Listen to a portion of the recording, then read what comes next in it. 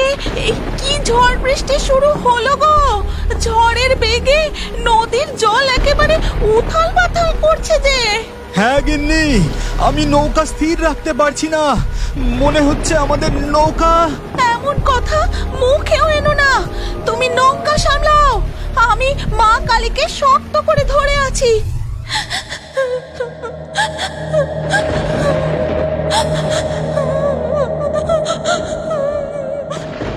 হ্যাঁ গো, কে যেন কাঁদছে মনে হচ্ছে না?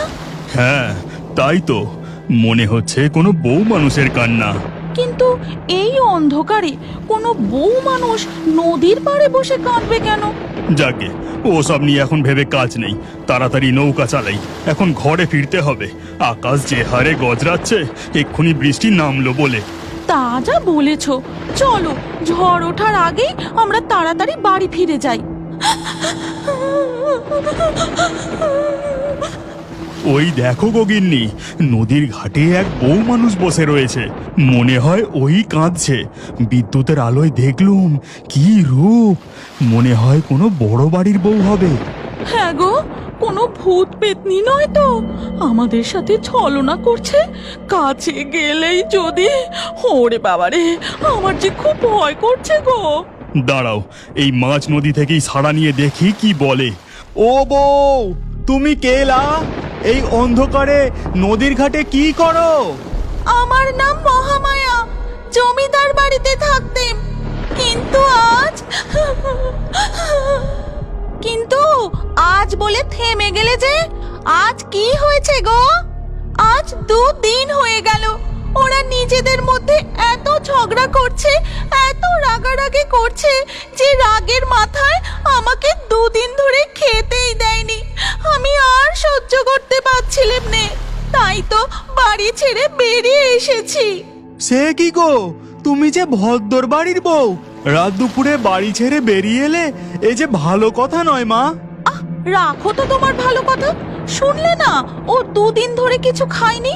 তুমি ওকে আমাদের সাথে আমাদের বাড়ি নিয়ে চলো বাপু, আগে ও কিছু খাবে, তারপর ওসব চিন্তা করা যাবে খন। জগদীশ তার বউয়ের মুখে এই কথা শুনে তাড়াতাড়ি নদীর ঘাটের দিকে নৌকা নিয়ে এগিয়ে যায়, আর কাছে পৌঁছতেই দেখে সেখানে কোনো বউ বসে নেই। তুমি দেখলে দেখলে আমি বলেছিলাম না, নিশ্চয়ই কোনো পেতনি হবে।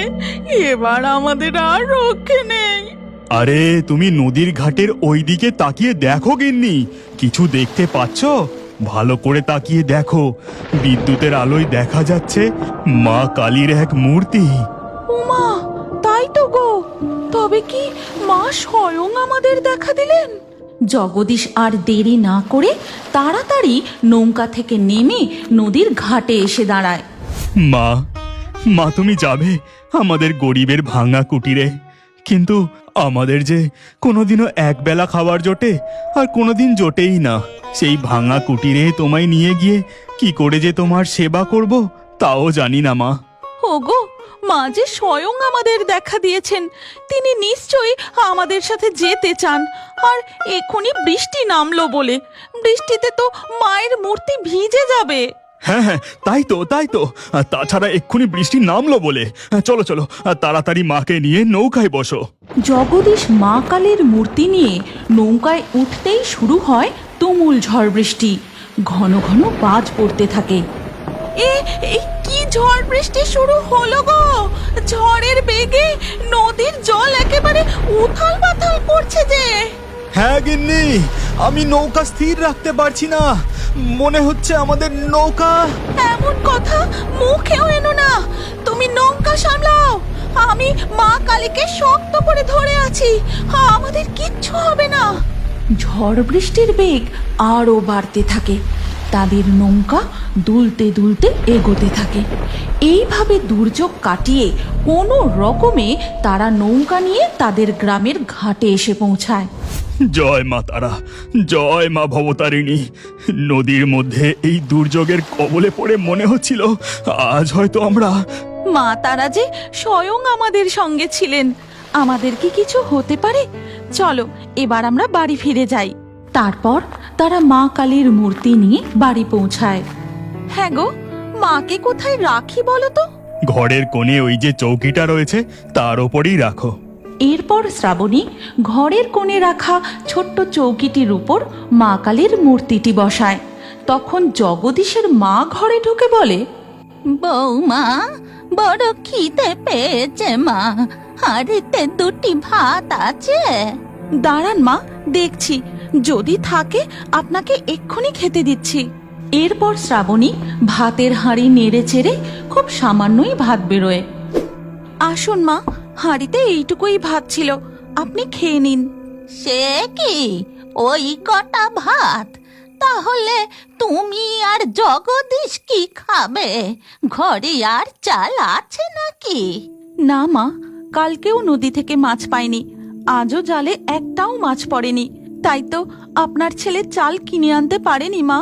তাহলে ওই ভাত কটা তুলে রেখে দাও বৌমা। তুমি জগদীশ কিছু খাবে না, আর আমি মা হয়ে, না না না, ও আমি পারবো না। আমায় বরং এক ঘটি জল দাও, আমি খেয়ে শুয়ে পড়ি। এই কথা শুনে শ্রাবণী মা কালীর মূর্তির সামনে বসে পড়ে বলে, হে মা তারা, মা মা তুমি বুঝতে পারছো তো মা, আমাদের এই গরিবের সংসারের কি অবস্থা? তোমাকে কোলে করে আদর করে নিয়ে তো এলাম, কিন্তু কিভাবে যে তোমায় সেবা করব, যত্ন করব, কি দিয়েই বা তোমায় ভোগ নিবেদন করব?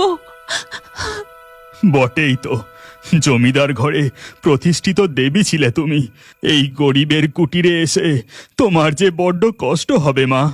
এর পরের দিন সকালবেলা, এ কি মা, কোথায় গিয়েছিলেন? ভোরবেলায় ঘুম চোখ খুলে দেখি আপনি ঘরে নেই।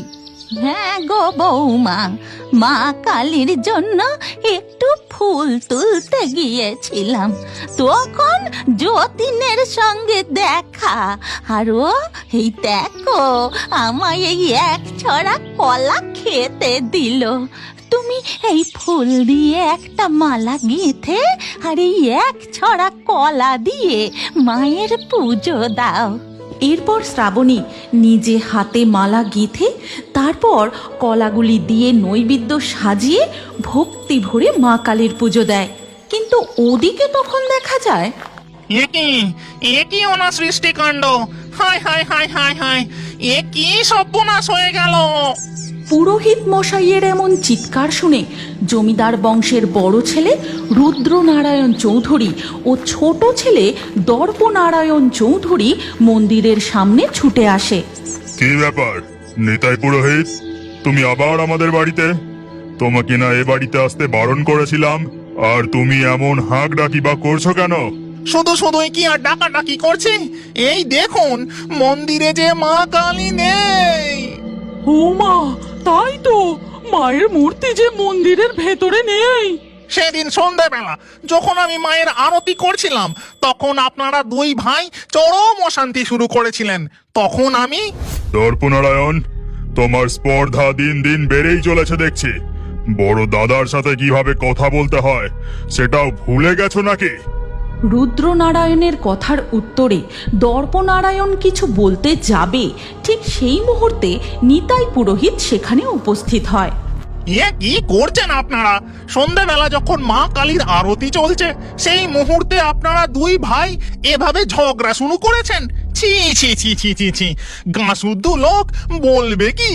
বটে, নিতাই পুরোহিত, তোমার তো খুব কথা হয়েছে দেখছি।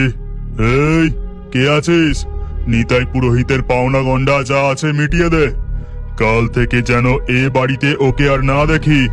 তারপর আমি চলে এলাম, দুদিন আপনাদের বাড়িতে আর আসিনি, কিন্তু কাল রাতে মা কালী আমার স্বপ্নে এসেছিলেন। নিতাই, ও নিতাই, ওঠ, আমায় পুজো দিবি না?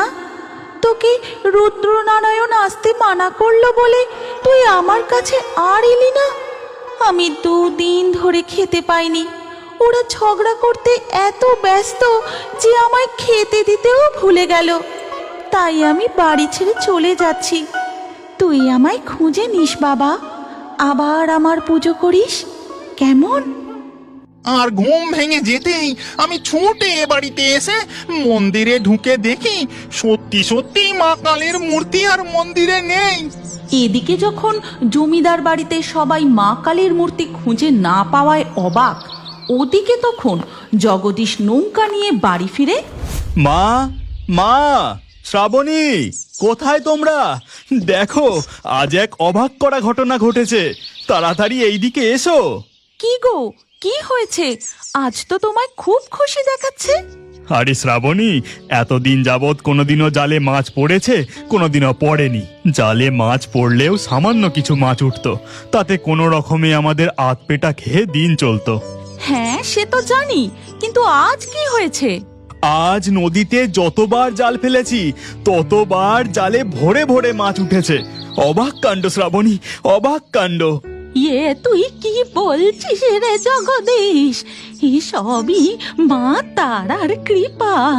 মা ঘরে এসেছেন আর আমাদের দিন ফিরবে না, এ কি হয়?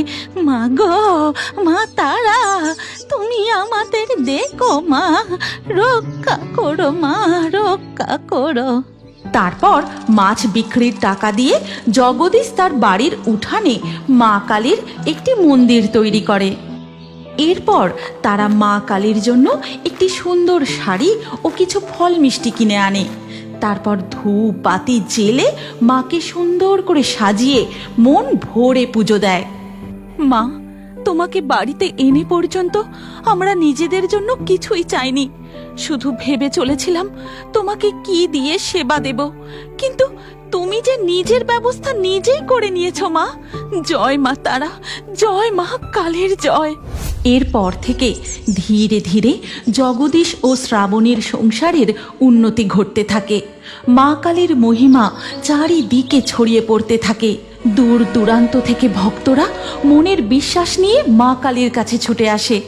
আর এই খবর গিয়ে পৌঁছায় নিতাই পুরোহিতের কাছে, এবং এই খবর শোনা মাত্রই সে ছুটে আসে জগদীশদের বাড়িতে। মা গো, মা, মা ভবতারিণী, মা তুমি এখানে লুকিয়ে আছো? মা, তোমাকে খুঁজে পেতে কত বছর পেরিয়ে গেল। আমায় ক্ষমা করো মা, আমায় ক্ষমা করো। কে বাছা তুমি? এমন আকুল হয়ে মা কালীর সামনে বসে কাঁদছো? তোমায় দেখে মনে হচ্ছে যেন মায়ের এই মূর্তি তোমার অনেক চেনা। চেনা বই কি মাসিমা, খুব চিনি। মা কালী যে আমার হাতেই পুজো চান, তিনি যে আমায় স্বপ্ন দিয়েছিলেন। এরপর নিতাই পুরোহিত পুরো ঘটনাটা তাদের কাছে খুলে বলেন। আর সবকিছু শুনে জগদীশ বলে, হ্যাঁ হ্যাঁ, এ তো সব কথা মিলে যাচ্ছে। আমরা ওই গ্রামের জমিদার বাড়ির পাশ দিয়েই নদী পথ ধরে যখন ফিরছিলাম, তখন সেই রাতে এক বধূ এই কথাই আমাদের বলেছিল। তারপর তাকে আর দেখতে পাইনি, কিন্তু নদীর ঘাটে মায়ের এই মূর্তি পাই। জয় মা তারা, জয় মা কালীর জয়, জয় মা ভবতারিণীর জয়। কিন্তু ওদিকে দেখা যায় জমিদার রুদ্রনারায়ণ ও দর্পনারায়ণের অবস্থা এক্কেবারেই সঙ্গীন। তাদের গোয়াল শূন্য, ধানের গোলা খালি। জমিদার বংশের জমিদারি বলতে আর কিছুই নেই, শুধুমাত্র রয়ে গেছে জরাজীর্ণ ভগ্নপ্রায় জমিদার বাড়িটি। এই গল্পের পরবর্তী পর্ব যদি তোমরা দেখতে চাও তাহলে কমেন্টে নেক্সট পার্ট অবশ্যই লেখো। আর আমাদের ফেয়ারি টুনস বাংলা ফেসবুক পেজটি এক্ষুনি ফলো করে নাও। এই গল্পটি ভালো লাগলে লাইক দিয়ে শেয়ার করে দাও।